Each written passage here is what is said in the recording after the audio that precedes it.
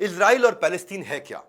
Israel ये है आपके सामने, जो ऑरेंज वाला है, ये पूरा यहां से लेके यहां तक इजराइल है। हाँ, इजराइल जो है दुनिया का एकमात्र ऐसा ज्यूविश देश है, ज्यू, यहां के लोगों को ज्यू कहते हैं, जो 3000 साल से इसका नाम वही है इजराइल। ये वही जमीन पर रहता है और वही भाषा हिब्रू, इनकी भाषा भी आज तक नहीं बदली। अब आते हैं पैलेस्टीन क्या है। पैलेस्टीन दो हिस्सों में है। एक हिस्सा ये है जिसको बोलते हैं गाजा पट्टी, और एक हिस्सा ये है जिसको बोलते हैं West Bank.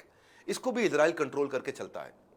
Palestine geographical area है, मिडिल ईस्ट के, जहां अरब मुस्लिम की पॉपुलेशन यहां रहती है। तो क्या अर्थ हुआ, पैलेस्टीन यानी कि दो हिस्सों में डिवाइडेड पैलेस्टीन, यहां पे मुसलमान लोग ज्यादा रहते हैं। ये इजराइल ऑरेंज वाला, यहां पे जीव्स रहते हैं। इन दोनों के साथ एक नाम आपने और सुना हुआ लगातार, जेरूसलम। असली लड़ाई की वजह जेरूसलम है।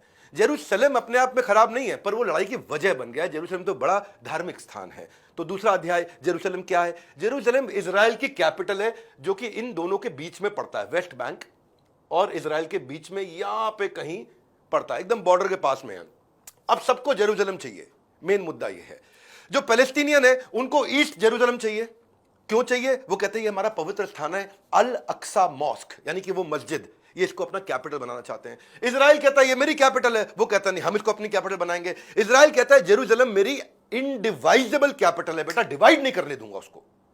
ऐसे छाती ठोकता है ये इजराइल का। वो कहते हैं तू कितनी मर्जी छाती ठोक, हम तेरी छाती में गोली ठोकेंगे। तो ये कहता है मेरी इटर्नल कैपिटल, आज नहीं शाश्वत काल तक, जब तक ये पृथ्वी रहेगी जेरूसलम मेरी कैपिटल रहेगी। कौन बोल रहा है? ये इजराइल। अब जेरूसलम इतना इंपॉर्टेंट क्यों है, झगड़ा क्यों है?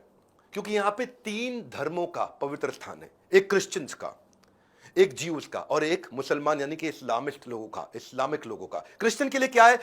जेरूसलम में जीसस क्राइस्ट बचपन में यहीं लाए गए थे, यहीं उन्होंने अपनी प्रचार किया था, अपनी 10 कमांडमेंट दी थी, यहीं उनको सूली पर लटकाया गया था, जिसको कहते हैं क्रूसिफिकेशन, क्रूसीफाई किया जीसस क्राइस्ट को। जेरूसलम में ही हुआ सब कुछ है, और यहीं वो पुनर्जीवित भी हुए, जैसे बोलते हैं रिसरेक्टेड।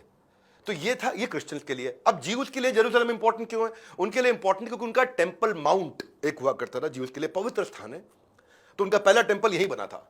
आज वो टेंपल नहीं है, लेकिन वहां पे आज वेस्टर्न वॉल है बहुत बड़ी, जिसको देखकर दुनिया भर के जीव्स उसी को देखकर उसी दिशा में वहीं हाथ जोड़ के प्रार्थना करते हैं अपनी। जीव्स जेरूसलम को छोड़ेंगे नहीं, और उनके लिए अल अक्सा मॉस्क है मुसलमानों के लिए, तीसरा है।